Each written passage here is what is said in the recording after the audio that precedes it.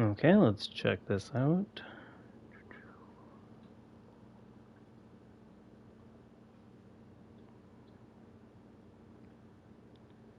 Test. Test. Sweet.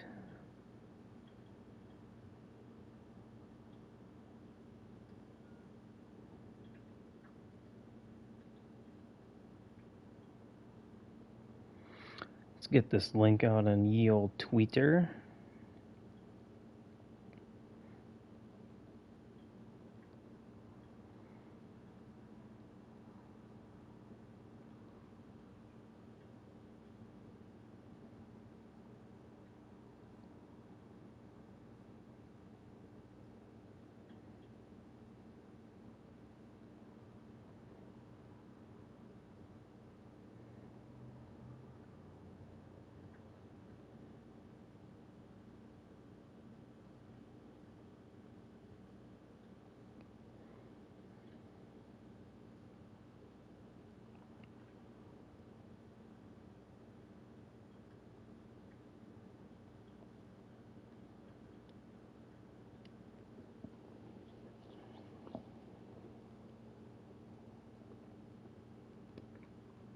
Dud stream.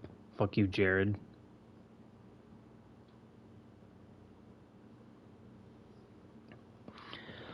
Okay, so for those who are going to start, I'm not going to go through this everything, but you want to have all the team settings to off, everything here to manual. We're going to do, I think we're going to end up going to 10, but we're going to stick with 11 for now for quarter length. Play clock, we're going to play the quarter time. This will change a little bit. Breakout scenarios are going to be off, at least for now. There's a little bit of a bug and a break in it where even if they don't meet the scenario, they'll still get the breakout. So we'll turn that off for now. Regression, we're going to keep off for the moment. We might enable it. I just haven't tested it yet. Practice injuries will be off, but I start with them off, especially through the getting everyone in here. Actually, you know what? We'll keep them on to start. No need to turn them off right away.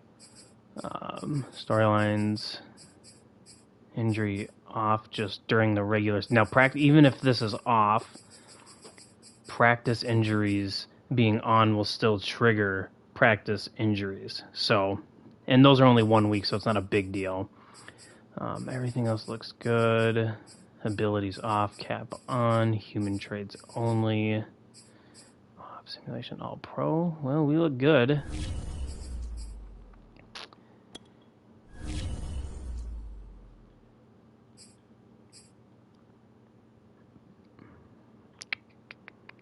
Oh boy. Staff builder or team builder? Let's go with the staff one.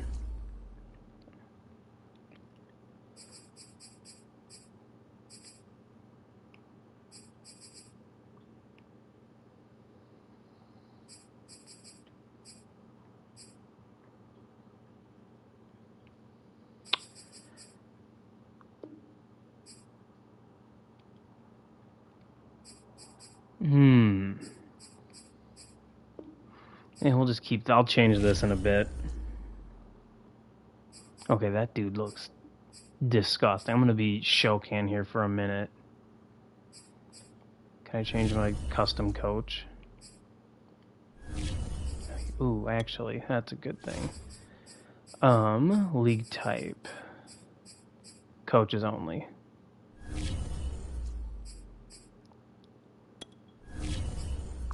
Well, can't change the coach appearance, so YOLO. We'll do it in the league. Okay. So, when you join in, don't touch scouts yet. We're going to figure out how to handle them. But let's look through and make sure the roster's good.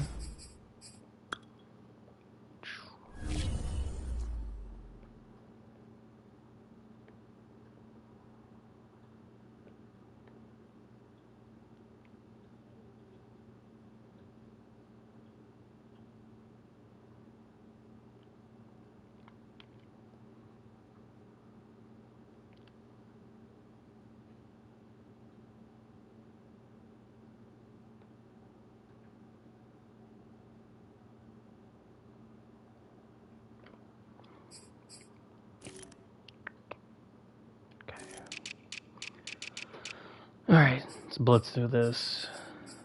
That looks good. Yeah. Alright, custom rosters imported and good to go.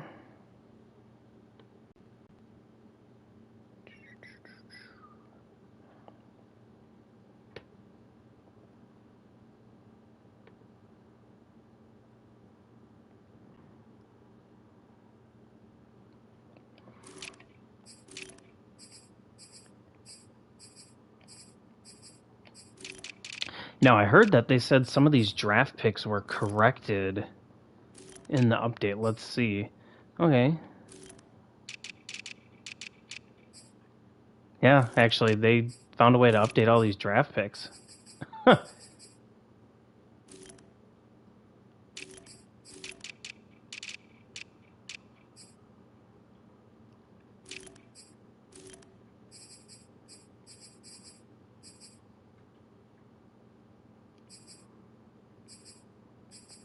I think so.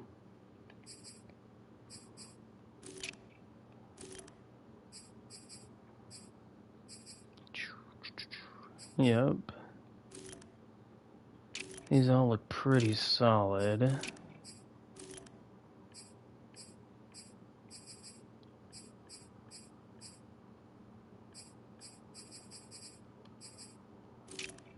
Well, there ain't that much to do in here, I guess.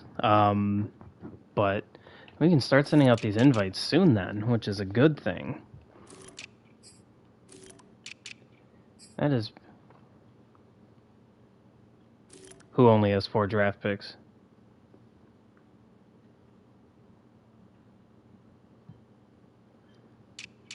The 49ers only have 4? Jesus.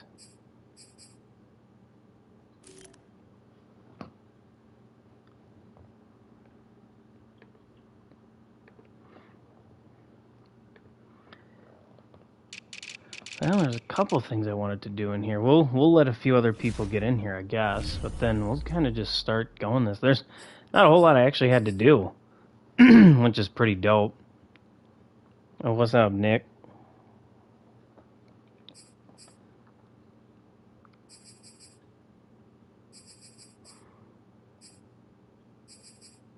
I guess I can just... We'll invite people here quick.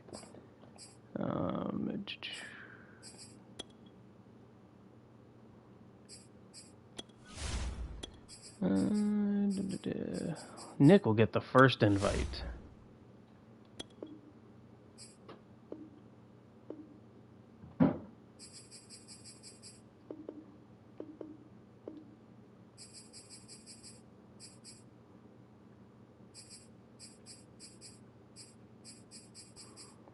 Now, I wonder if you invite this way, does it actually make them go? Absolutely co-pilot favoritism.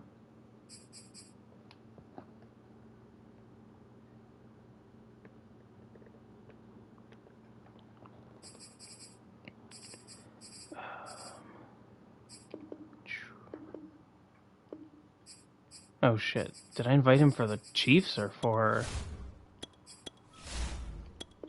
the Bears? He's already got an invite. Okay, we're just gonna blitz through these people who are on my friends list. Is Wendy on my friends list? Of course, Lindy, shocker.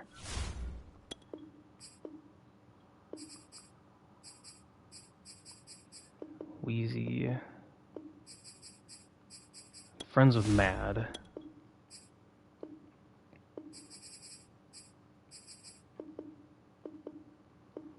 Friends with Ryby.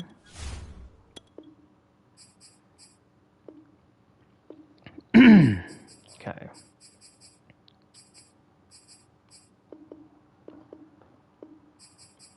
Rob. Oh, shoot. You know, I do like this menu and layout. Like, I haven't actually gone in to look at this. But it's nice to be able to just have this all pulled up here. Rob. Dove. I don't know, Dove and I were... Oh, yeah, we played played a game on like Madden 21, next gen, I think. Maybe it was like early on 22 in the beta or something. Who else did I? Oh, Smith.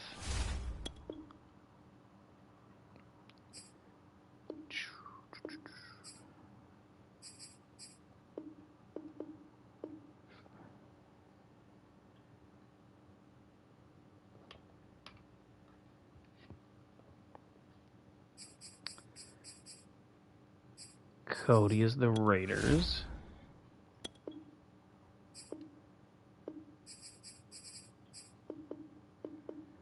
Who else did I have on my friends list?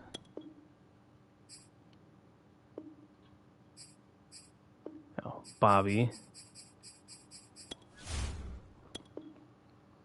Well, once we're done with this, then we're just going to get into the podcast.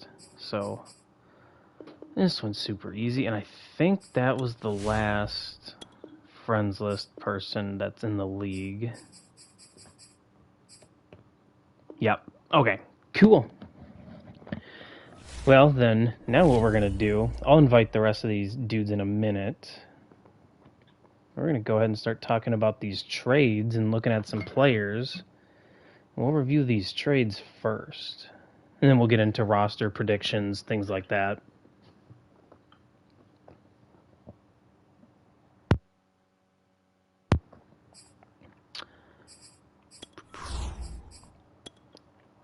Okay, so we're going to start. If you wanted to follow along and like look at the Data League links, I'm just going to go in the trade status approvals and just kind of go there. Not really going to comment on denied or declined trades, but so here we go. The very first trade made was between myself and the Steelers.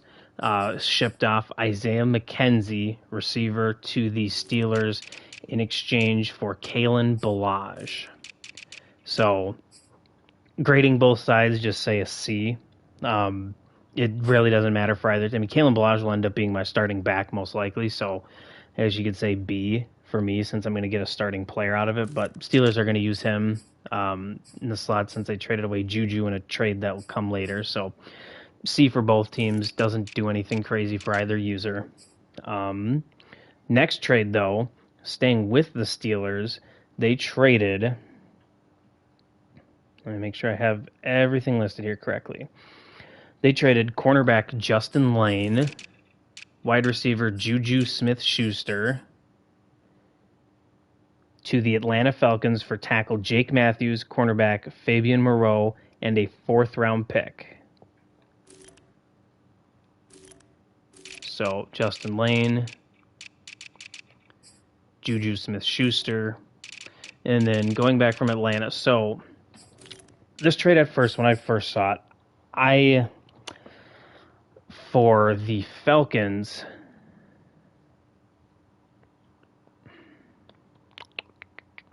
God, this is tough. I'm going to give it a C. Frees up some cap. Jake Matthews, you get that big contract off the board. However, you don't... Wait, hold on. I got that flipped. My apologies. For the Falcons, I'm going to say it's a B+. My apologies. It's a B+. You get rid of Jake Matthews. You get rid of his contract. In terms of weapons, after Calvin Ridley, there's really no receiver depth here. Russell Gage is nothing crazy, and he's going to be coming off the books here, having an expiring contract. Zucchini and Tajay Sharp, they're nothing to write home about, so they're just nothing but receiver 5 depth, receiver 4 and 5 depth on an ideal roster. So I'm going to give it a B+ for them because you bring in Juju, who's going to be your number 2 receiver, and behind Pitts, Hurst, Ridley, that's a pretty solid receiving core to build around. You're right, Pitts is the weapon too, but he's going to be lined up at tight end. And now when you have Pitts, Calvin Ridley, Juju, and then Russell Gage now is your 3rd receiver and your 4th option, 5th, depending on what you do with Hayden Hurst, that's a significantly better outlook on the roster.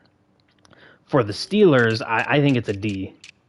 I think it's a D move. I get that their offensive line is horrible. Like, you have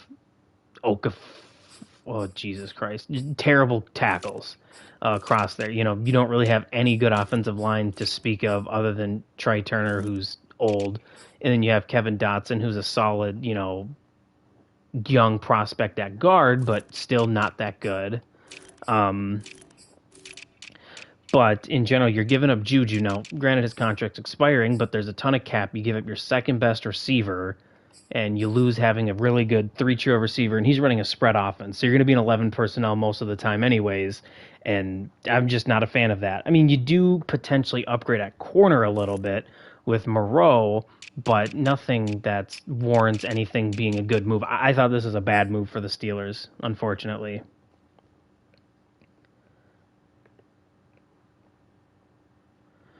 I gotta scroll down. Okay, that was a denied trade. Not going to talk about that. Next one, this trade caused some fiascos. The Colts send a 6th-round pick to the Baltimore Ravens in exchange for corner Chris Westry. A for the Ravens getting a 6th-round pick from a bum, and F for the Colts investing in a speed cheese tall corner. I hate to see that shit. He's terrible in coverage, play rec, tackle, everything's bad. He's just fast and can jump. Undisciplined penalty trait. So that's an F move to even give up an asset for a guy like this who's in a contract year that you could have potentially just signed in free agency. So, yeah, F for the Colts. I guess, I don't know, B or A for the Ravens for getting anything for him. Next one, still we're staying with the Colts in terms of a move. The Dolphins are sending a 5th-round pick and wide receiver Will Fuller to the Colts in exchange for Marlon Mack. So Will Fuller, the Dolphins, they had a ton of speed at receiver, but now with Fuller and Grant gone, you're left with really just Waddle for kind of a speedy receiver. So their wide receiving group got cut in half. So you lose Will Fuller, but you gain Marlon Mack, and then a 5th gets over to make up for the contract age difference, whatever it is. So, you know, I give it a C for the Colts because, well, Marlon Mack is like their second running back, and I'm giving a C to them just because you get a pick. It doesn't move the needle. It's not crazy. It's not like Will Fuller's young. You're doing it just because he has 95 speed. And again, I'm not a fan of just sitting here making these ridiculous moves based around speed. Yeah, that corner's horrible, Nick. Yeah, the only reason you're signing him is because he has 90 jumping and 94 plus speed. It's a horrible move. But in this move, Will Fuller, fine, but you're investing in speed cheese and he's injury prone. For the Dolphins, I'm going to give it a B-. I don't think it's an amazing move. Marlon Mack isn't this amazing running back, and you have to pay him. Yeah, Will Fuller's expiring. They're both expiring, so you got to pay your running back anyways. Has some injury concerns. Drops passes doesn't matter. In Madden, it doesn't even do anything crazy. But I'm just not high or anything special on Marlon Mack. He'll work, and it's an upgrade over your running back room, but it just doesn't move the needle either direction. You give up a 5th to go sign a running back who's going to be 26, so you're going to be paying him into his 30s because he's going to want a 4 or 5 year contract. They're cheap, but you're still going to be paying a running back into his 30s most likely. And you gave up a draft pick for it and lost a 95 speed receiver. So, I disagree. I don't think there's much of a difference between Mack and Gaskin. He's cheaper. Not that worse. But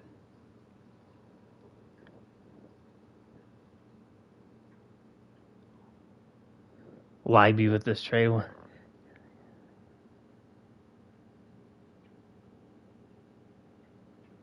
Oh, hey, what's up, man? Yeah. He's from the commissioner chat I'm in, and we got some Nick, that's the guy that we were telling you about that had Troy Aikman above Dan Marino because Troy Aikman was a winner. So yeah, nothing crazy on the trade. So the next trade, so C for the Colts, B- for the Dolphins. Next trade, Doesn't really matter. It's with me. So the Bucks traded me Minnesota Gopher receiver Tyler Johnson for a future fifth. C trade all around. Doesn't really do anything either. It's a late pick, so you could actually say a D for him because he didn't get much in value.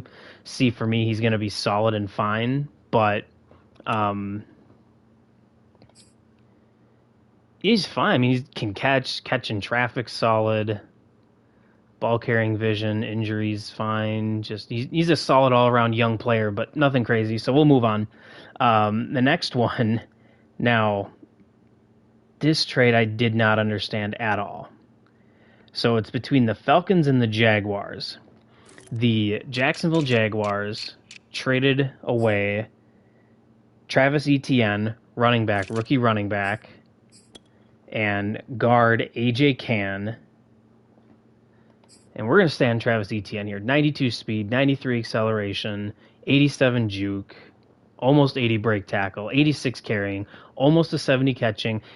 His injury is 87, but it's boosted up now. Everything in the 90s, 91 stamina, 90 toughness. To upgrade at guard, they got a third-round pick, Cordero Patterson, and Chris Lindstrom. This trade is an F for the Jags. I don't get why the actual fuck you would give away. First, you have to eat almost $7 million in penalty. I get you have James Robinson, but he's expiring on a contract here soon. He's not that athletic or explosive, and you get an old running back in Cordero Patterson who isn't good at all. I mean, he's fine, but he's a receiving back, not really between the tackles guy. And he's 30. So yeah, this might have been one of the worst decisions I've ever seen in a trade actually being done. You get back, you upgrade, you're basically doing it, you're downgrading at running back to get a few overall better and younger at guard, but it's Madden. We know linemen really don't matter at all. So I didn't understand that. A move for the Falcons. You now have a young offensive core. We'll talk about the quarterback move they made earlier of Travis Etienne. You're going to get him for 4 years for dirt cheap. You have Juju Smith-Schuster. You're going to have to pay probably $8 to $11 million a year. Kelvin Ridley, who you're going to have to pay anyways, but still really good. And you've got the best young tight end in Madden history. So A for the Falcons. You set yourself up with a great young nucleus, but Jags F. Did Urban Meyer make the trade? That's what I'm wondering right now. Was it Urban Meyer who made that trade for Shokan or what? So F for the Jags, A for the Falcons. The very next trade was between me. So I was very active in trading. I gave away my upcoming first-round draft pick and wide receiver Cole Beasley to the Baltimore Ravens for their third-round pick this year, and for wide receiver Rashad Bateman. I'm not going to talk a ton about my trades or really grading them.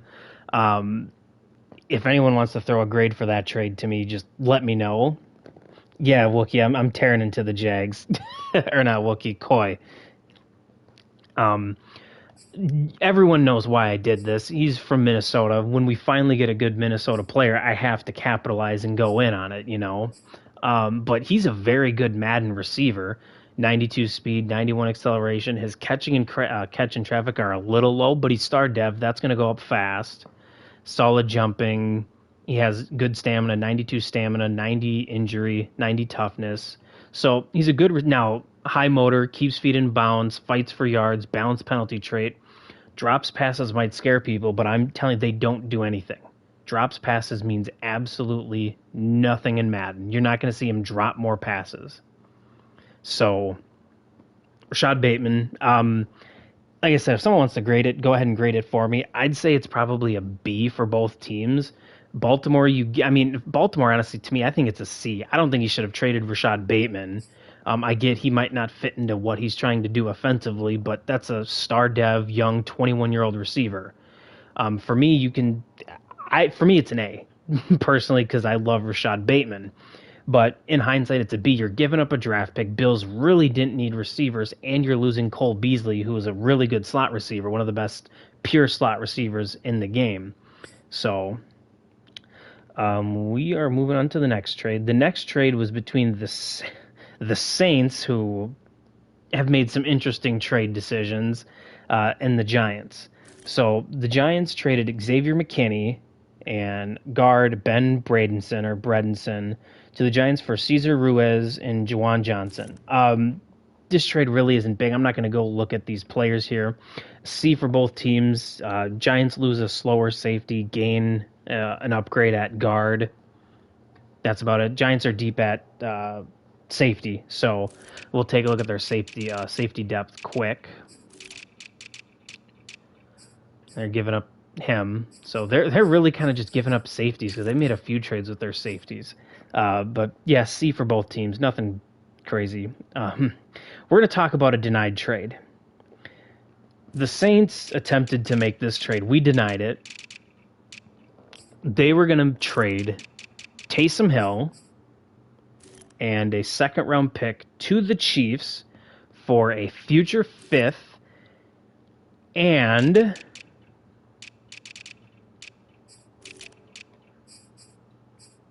Demarcus Robinson. Demarcus Robinson. Why? I don't know.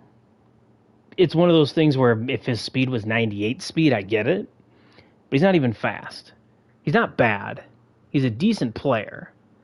But a second, he's 26, has to be re-signed, and you were going to give a second and only get a fifth back, and you were giving up Taysom Hill. So, yeah, that if he made that trade, I would have. I don't know. I don't even know. Let's go back to the Giants. They made another trade because they made 80,000 trades.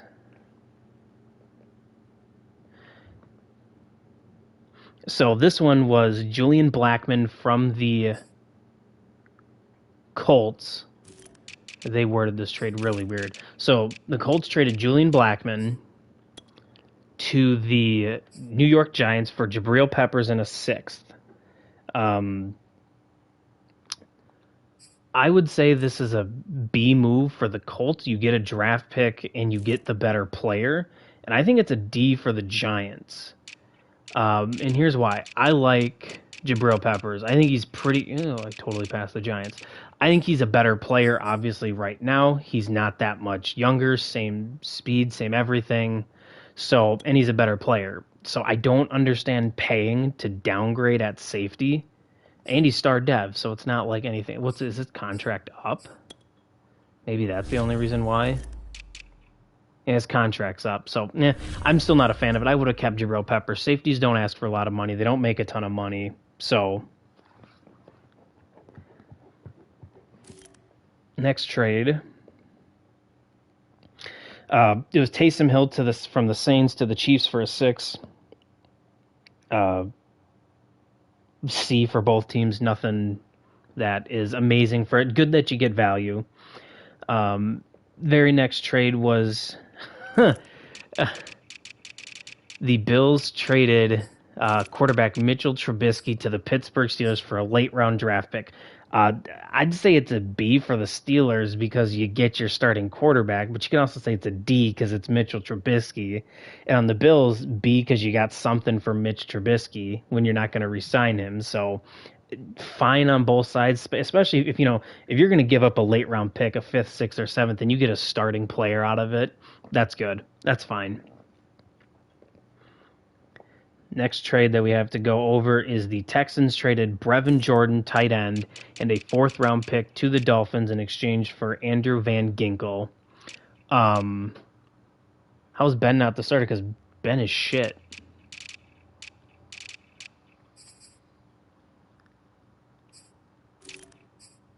Yeah, Ben's only a 72. He's horrible.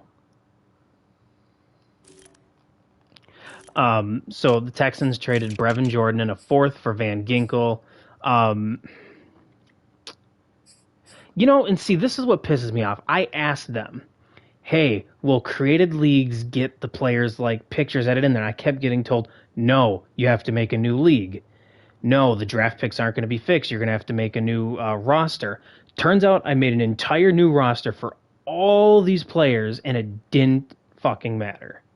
So thank you for making me go through another 20 hours of editing a damn roster in order just to have it work no matter what. And any other roster I could have used would have totally worked. So phenomenal job. But anyways, I think it's a B trade all around. Brevin Jordan's a really good young athletic tight end. Ryby's a Hurricane fan, so good on that end. And then for the Texans, you get Van Ginkel, who your front seven's horrible, and he can rush the passer, he can play coverage, he can be an outside linebacker. So that's a good trade for both teams. I liked it. I'd prefer, if I'm the Texans, to get draft picks and not trade away draft picks, but when you can obtain a 76 overall player who's going to be a good play, one of the better players in your entire, front seven, and star dev, and he's 86 speed too, so that's a good pick all around, or good trade all around. Next trade, the New York Jets traded linebacker Blake Cashman to the Bills for a third-round pick this year and a sixth-round pick next year. I'd say it's a C minus, D plus for Tolgs. He's your second best linebacker, and he's an athletic, quote unquote, speed cheese player. Injury prone, so that's not necessarily a negative to him because chances are he's going to get hurt. But he's a young linebacker, so the only reason I went after him is because he's a gopher. So thank you, Tolgs, for giving him to me. But let's move on. Nothing that's amazing with the trade. Next trade, now everyone's going to love it. There's going to be some complications with this trade, which is phenomenal. So we're going to potentially have to rework it. That's the only issue with doing trades before the league starts. The Falcons traded a fourth-round pick this year and a future third to the Bills for running back Devin Singletary. B move for the Bills, not going to use them, slower, and you get decent value for them. I'd say C minus or a D for the Falcons just on the simple fact that you already have ETN, but you're going to have a nice duo of young young star dev running backs. So you reshape that entire offense into having youth, cheap, controlled contracts outside of Calvin Ridley for the foreseeable future. So I'll just say C for both then. That makes more sense. Next trade, we're staying with the Falcons. They traded a first-round pick to the Green Bay Packers for quarterback Jordan Love. This is an A move for the Packers. God, Jordan Love is ugly as hell, too. You're not going to use Jordan Love because you're going to keep Rodgers. You get an extra first so you can go and you have the ammunition to move up and get your future quarterback. And it's also an A for the Falcons. He's only 20. I thought he was older. He's only 22, 90 throw power, 84 short, basically 80s in the all quarterback things that matter besides medium accuracy. And he's got 81 speed. So you found your quarterback of the future, and you're going to have him on a cheap contract.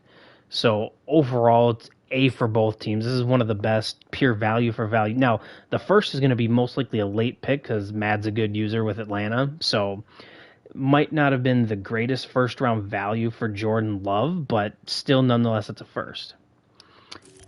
Second one, the New York Jets traded Marcus May away for a second-round pick to the Baltimore Ravens. I give it a B for the Jets simply because you're essentially you're tanking in a way. You're kind of banking that the season one's going to be a wash. Don't want to re-sign him. Just moving on and getting as much draft capital as you can because now you have a third from the Bills.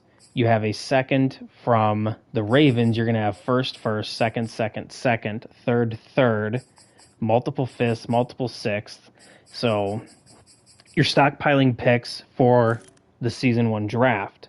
On the Ravens aspect, I'm going to give it a D. I don't like the move for the Ravens. He's athletic, but he's 28. You're going to have to invest in him and pay him long term. Plus, you have Lamar coming down the pipe to pay a contract with. So I wouldn't be trading away draft picks to sign old vets when you have to sign your franchise quarterback to a massive contract. Next one, the Steelers sent linebacker Buddy Johnson, who sucks, safety Terrell Edmonds, and a third-round pick to the Colts for Kenny Moore. I'd say it's a D move for the Colts and a B plus for the Steelers. Edmonds is a nice user safety, but he's not that good in general. The linebacker means nothing. The third-round pick is minuscule at best. And then the corner for the Colts is pretty good. He's just short, but he's still a damn good starting corner, especially if you're going to play him in the slot. 84 zones, 79 man, 84 play rec, 94 jumping. So aggressive play ball trait, disciplined penalty trait. So really good player. But yeah, the Colts have made some very questionable moves. They're clearly going for a speed cheese avenue, which I despise. So next one, the Lions in an interdivision. Oh no, this is not an interdivision. Same with the Colts. They traded a 4th-round pick to the Lions for Julian Okwara and a 6th. So you get just a younger developmental edge rusher to move down 2 spots in the draft. A move for the Lions, I guess, if you don't want to keep Julian. Damn, I wish I would have traded for him and done that. He's a nice athletic dude. That would have been nice for my athletic D-line I'm trying to build. But yeah, then a B move for the Colts, probably the best trade they've made.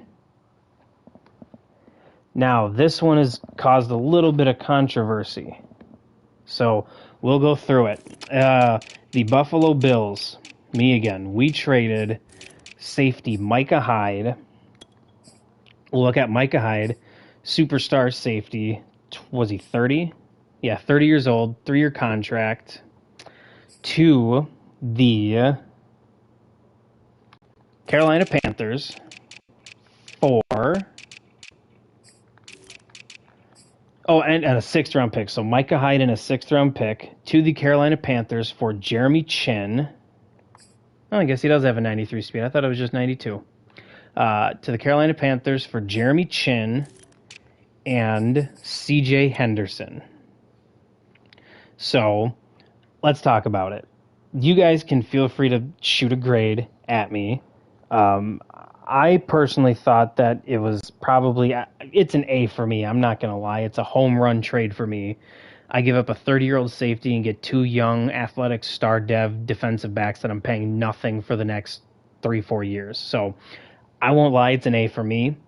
But the part where I don't agree with where it was like an OP or an unbalanced trade in favor of me, I think it's still a B move for the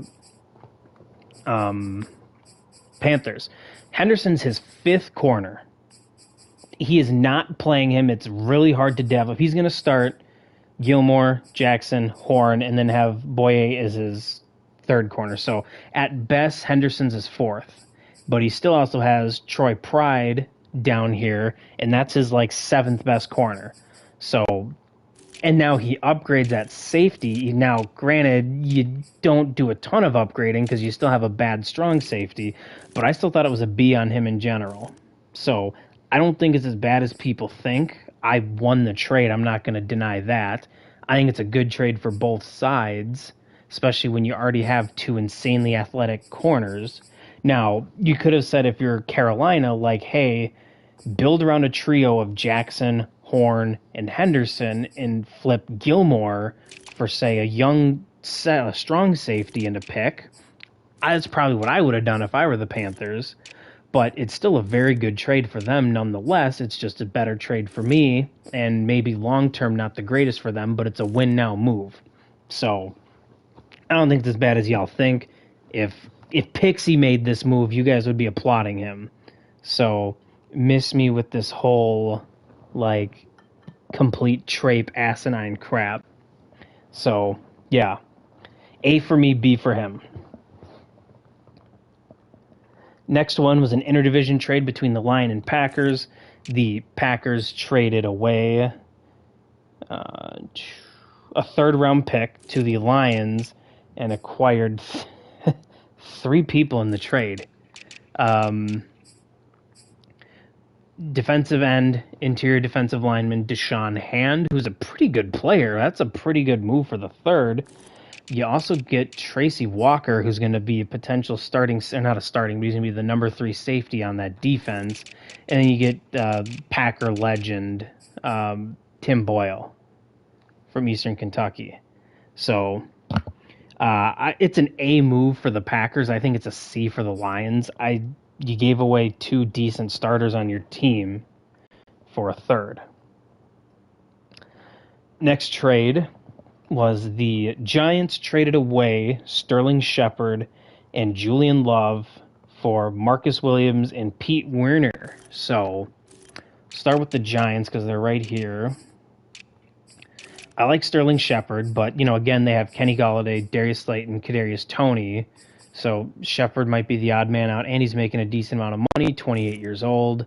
So, and you get Marcus Williams, who's going to be an 82 overall safety, free safety that's young. He's 23, maybe 24. So I think it's an A move for the Giants. Great move. I think it's a D for the Saints. I don't know why you'd trade away Williams for an aging receiver, and you're giving up a good linebacker in the process. You do get Julian Love as a strong safety, but you have Chauncey Gardner-Johnson, Malcolm Jenkins now.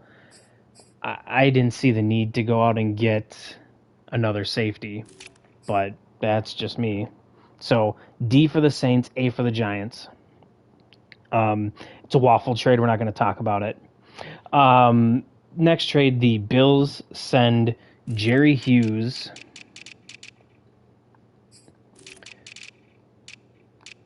Let's get to Jerry Hughes. To the Seattle Seahawks in exchange for a 5th-round pick this year. And then these 2 players.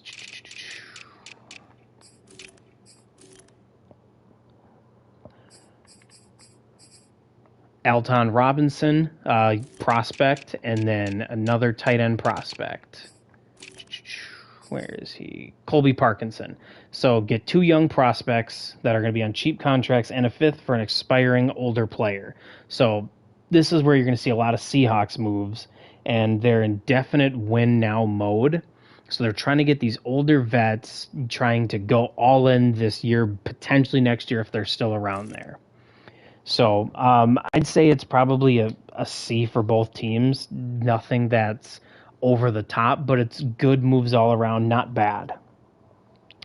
Next one would be the Bills again send a 5th-round pick to the Giants in exchange for Carter Coughlin.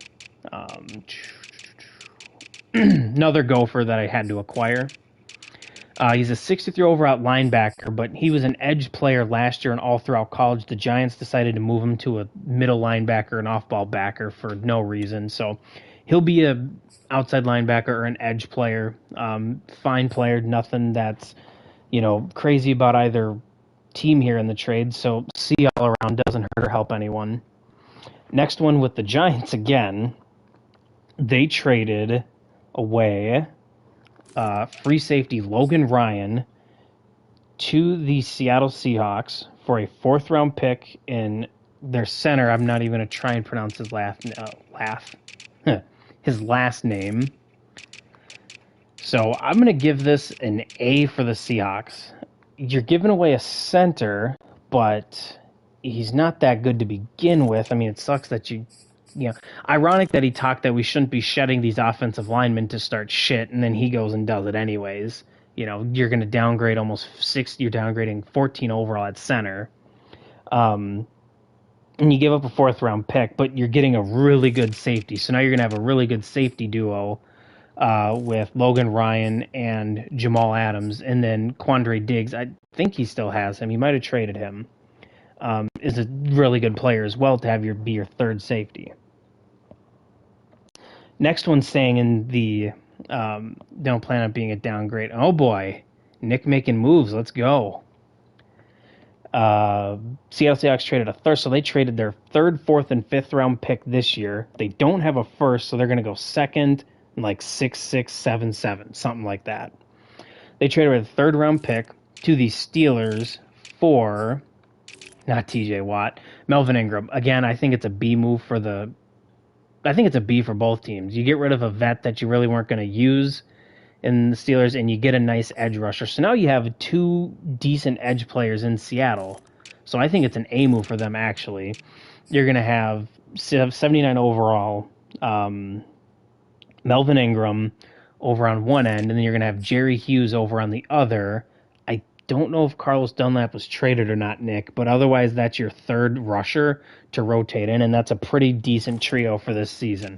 Oh, and the Seahawks also sent back Marquise Blair to the Steelers. So the Steelers get kind of a new replacement to be a strong safety. So B for them, A for the Seahawks. Bengals traded a fifth-round pick to the Browns for a Bearcat tackle. We'll look at them quick.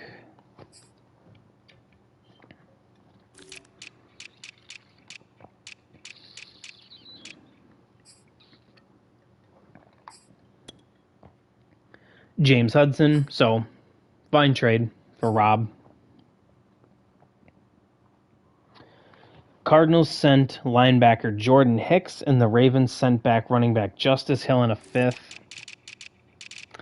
I think it's a C for both teams. Doesn't really matter for either team. Either way, when you look at the Cardinals, you're going to start Isaiah Simmons and Zaven Collins, so Hicks was an odd man out. Good to move him and get a pick and some depth. I don't know why they were so keen on getting a running back.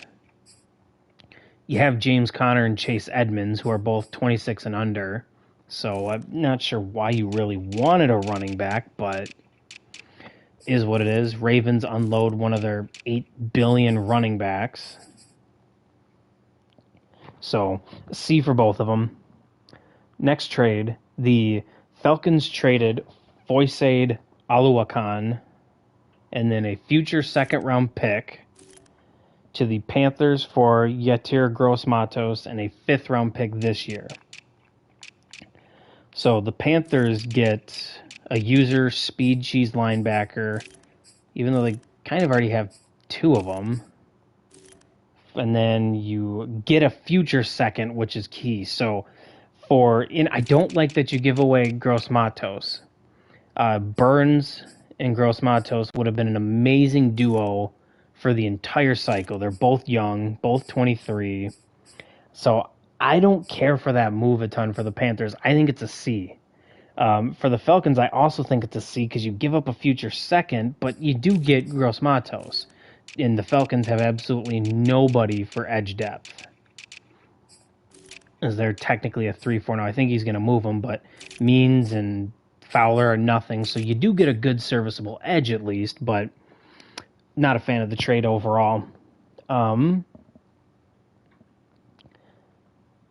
Is there another approved? Nope, that was the last trade, I think. So that was about it. So now let's go and look through this and check the other topics we wanted to... previewing each team real quick. We're going to try and fly through this. So I want to wrap this up here in the next 15 to 20 minutes or so.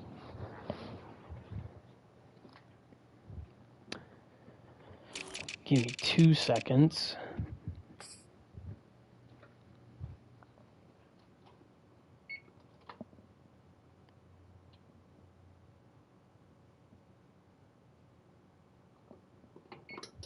Okay, so Chicago Bears going to be ran by Wendy in the NFC North, obviously. I think he's going to win the division that year. Him and the Packers will compete for that division. Sorry, trying to multitask and pull up my list of things I'm talking about. Okay. We're going to look at that user list in a minute. Don't know if anyone's joined. A couple people have joined. So Bears are going to be controlled by Windy. I think the NFC North is going to go Bears, Packers, Vikings, Lions. Bears and Packers both win the division. Look for Justin Fields to be a Rookie of the Year candidate. Really solid breakout player and going to be a really good player to dev up. A really fast, dynamic player. Packers, now without Love, they need to go all in this year, and then they have to shed some serious cap because they really don't want to keep Rodgers long term, and they need to find a quarterback. NFC South, I think only the Falcons are going to come out of this division. I have Falcons, Panthers, Bucks, Saints only because I don't know him, but if he's anything like his trade moves, he's not going to be that good. I think Mad's going to walk away with the division. Even though the Falcons aren't a great roster, he's got an amazing offensive lineup now, and he's going to put 35 plus a game-ish on people. So Panthers are going to be competitive, but they're fighting for the 7th seed, and especially now that they have Gilmore. I did the predictions without Gilmore. They could squeak into that 7th seed, so we'll talk about that in a minute. NFC West, it's going to be the Seahawks, unless the new Rams user is good by surprise. Nick's going to walk away with the division, probably winning 13 games. Number 1 seed projection for me is Nick this year. Then I would go probably Cardinals, Rams, 49ers are going to be the order. None of them are going to have over 8 wins, I don't think. Now, this is probably the best division in the NFC just in terms of competitiveness. Cowboys, I think, are going to win the division. They're going to win 11 to 12 games. Zach is a really good user. He's got a really good offensive, personnel and package and everything. So I think it's going to be them. Then I think the Giants are going to compete for 2nd place and get a win. We're not talking about Waffles. I think he'll finish 3rd. Eagles are going to be 4th, but they're probably the 2nd best user in that division, but just a pretty rough roster season 1. They got 3 draft picks. Look for them to bounce back in season 2 with 3 first-round picks. A lot of moves they can make in the offseason. So I have 1 seed was the Seahawks, 2 was the Packers, 3 Cowboys. Oh, wait, no, hold on.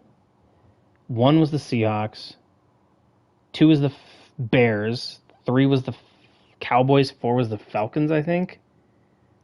Packers getting the 5th seed, Giants getting the 6th, and then football team, Eagles, and Panthers competing for the 7th seed. AFC South, it's going to be between the Jags and Texans. Titans and Colts are both new, so I'm not sure how that's going to work. They have the better rosters and could push for the division win. Just don't know how they are yet. Plus, Jags and Texans have 2 of our best users there. Rough rosters. I said the Jaguars would win it, going 9-8. 10-7 would be the Jaguars. Texans competitive at 9-8.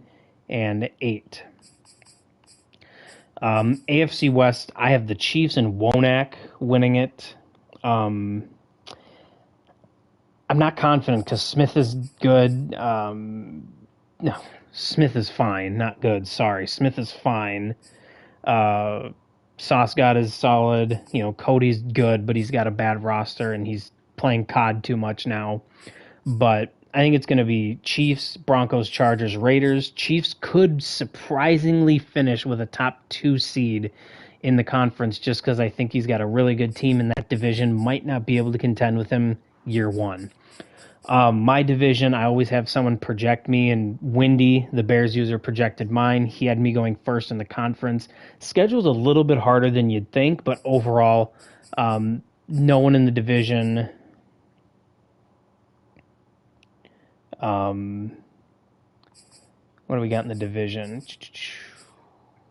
Lost my train of thought. So when you're in a division with teams that aren't ready with a good user like Ryby and the Dolphins, that offensive line's nowhere near where it needs to be. And just in general, it's not a great roster. And then 2 kind of bottom tier users with the Jets and Pats. It's going to be a fairly easy walk to a division crown potentially that year. Dolphins aren't out of the question at all, especially if they click. But I think it's going to take them a season or 2 to get up to that roster level with the Bills. AFC North, this is the best division. Well, now that Shiloh's here, it brings it down a tad bit. But Steelers are going to finish with the number 1 record in the division. They're going to win the division, I think, with 11 to 13 wins. Then the Bengals and Ravens are going to split for the second and third. They'll probably split a game, be a record, or a win or two away from each other, if not tied, for the same amount of wins apiece. And I think you're going to have a playoff race of the 1 seed with the Bills or Steelers. Steelers and Bills will have the 1 and 2 seed. 3 seed the Chiefs, 4 seed the Jags. 5 and 6 will be the Bengals and Ravens. And then the 7 seed is going to come down between the Chargers, Broncos, and Dolphins. I had the Dolphins getting the 6th or 7th seed. So I had Bills, Dolphins, Bengals, Ravens, Steelers, Jags, Chiefs. So it's kind of the outlook. Now we're going to talk about my tiers. So unfortunately, every morning I listen and watch First Things First with Nick Wright, Chris Broussard, and Kevin Wildes. Just because there's nothing really interesting that morning, each morning. Every Wednesday he does these tiers and they're horrible. He has the Chiefs number 1 no matter what. So I was like, you know what? I'll do it. At the bottom, we're going to start. It's called Newbies in Shiloh. We have the Saints, Colts, Rams, Titans. All new users have no idea what they're going to do. And then Shiloh. Shiloh's finished with above 2 wins like once in like 2 or 3 years. So newbies in Shiloh at the bottom. Next tier number 2 is tanking or not very good. So we have the Lions, clearly tanking, went to 2 Super Bowls last year with Jody Jackson, the greatest Madden player ever, but they're tanking this year. And then Raiders, Jets, 49ers, Patriots, they're not very good users or teams right now, so it's going to take a bit for their rosters to get improving a little bit. Next tier is a season away. Chargers, football team, Eagles, Vikings, Cardinals. Chargers are a season away just because I think they need a season to get that roster to match up with the Chiefs. Football team, they're there. Eagles, I think they just need to have that offseason with those draft picks. Vikings, Weezy needs a season to get into the groove and rhythm and upgrade that defense a little bit. Cardinals, same way. I think they just need a year to get into things and compete with the Seahawks. The next tier up is one fatal flaw. That's the Giants, Chiefs, Broncos, Panthers, Bucks. Giants, terrible offensive line. Chiefs, terrible defense. Broncos, Coach Smith is the user. Quarterback's the main reason. Teddy Bridgewater. Panthers, offensive line was my issue. That offensive line's really rough. And then the Buccaneers, my main issue with them is the user. He hasn't shown that he's a consistent playoff guy. Tier number 3, now we're into the top 3 tiers. This is where things get a little interesting. Playoff watch. Bears, Packers, Dolphins, Ravens, Bengals. All teams that I think are going to be in the playoffs, but might not make a deep playoff push season 1. Tier number 2, number 1 contenders. These are all people that I think... Now, these are more based on user skill, some roster included, but these are, cream of the crop users who can compete with the top 2 teams. That's Falcons, Texans, Jags, Colts, Seahawks. Now, Texans and Jags are there because the users are really good. Falcons are there because the user's phenomenal. Cowboys are there because they have a good roster and it's a good user. And the Seahawks have a really good roster, a good user. Tier number 1 are the favorites. These were the top 2 guys by our power rankings. Bills and Steelers. Steelers won 2 Super Bowls last year. Bills went to 1 and lost it last year. So those are your tiers. So we're going to do those once a week, updating them. I think I'll do it Wednesday too to match the show, honestly. So now let's look at what else we have on the show today.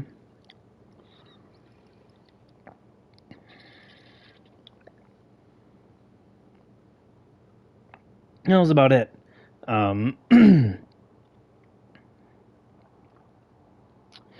Yeah, so the next one was biggest team needs, free agency projections, expiring contracts, trades, and so if you look in free agency,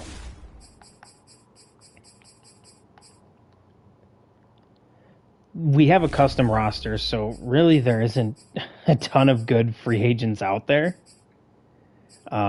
Best one's probably Gary and Conley.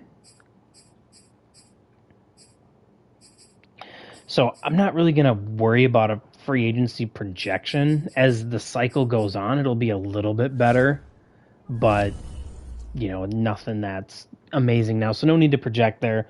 In terms of trade bait, we've done so many trades, it's tough for me to keep up. I'll do that in my next podcast. So, but other than that, what are we at? How many people do we still have watching? We still got 7 people watching, so appreciate you joining this here. I'm going to head out and get the rest of these invites going before I got to start working on dinner.